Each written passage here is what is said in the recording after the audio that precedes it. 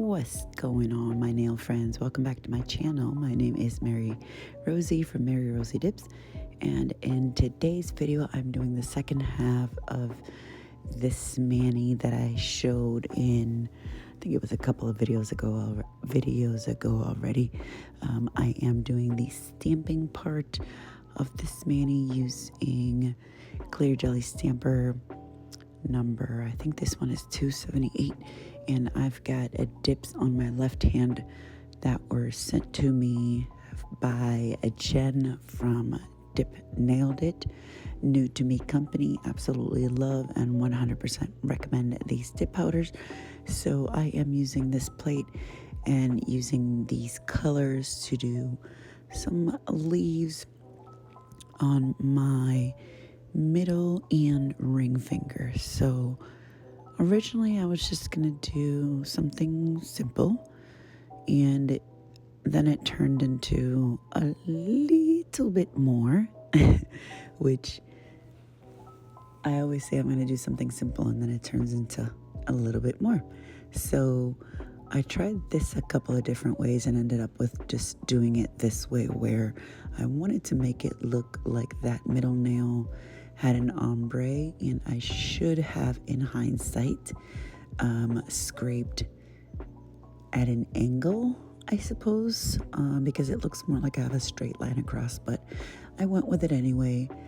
And what I did was, that was the base color, and then I am going to stamp over the second layer in this chromy gold-ish, bronze-ish color from Clear Jelly Stamper. So I am a Clear Jelly Stamper brand ambassador / affiliate, so I do make a small commission off of any products that you all purchase using my discount code, and I do appreciate that. So their stamping plates are, I want to say all of them are layered stamping plates, or have the ability to be layered. You don't necessarily have to use them layered, but you can layer them. So the way it works is you just do the first layer, and then all of them will have a second layer to it. And some of the different, I want to say it's the bigger plates, have like a little plastic sheet that comes with them that actually shows you the different layers, as some of them have more than 2 layers that can be done on the plate. And then you basically just scrape in between, or scrape, stamp, clean it off with acetone,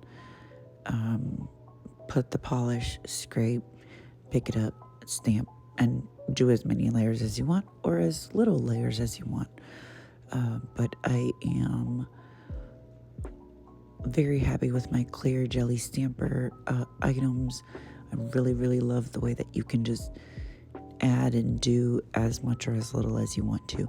So that middle nail, I ended up doing the 2 colors as the base, kind of like an ombre-ish, and then I stamped the second layer of the leaves in the chrome color, and then I was going to just do 2 or 3 leaves on the tip of this nail. And then once I saw how cute it looked after, I want to say it might have been the second or the third leaf, I decided to just keep going with the flow. So I used that color number 187. I did 1 leaf, and then that same chromy bronzish color as the second layer of it.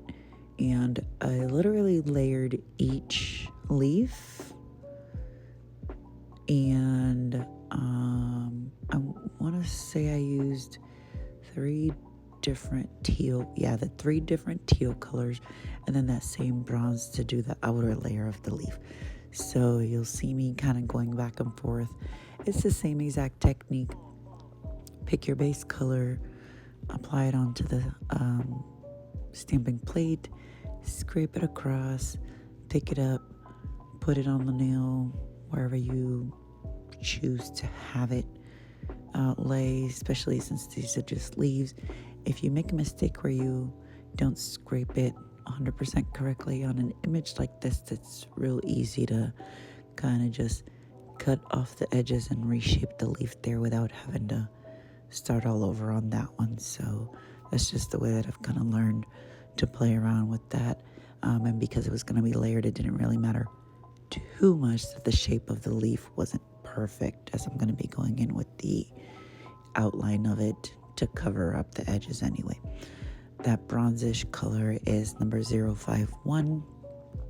I really like that it's gold but bronze, kind of brownish, not super bright, which I think is a beautiful color for the fall.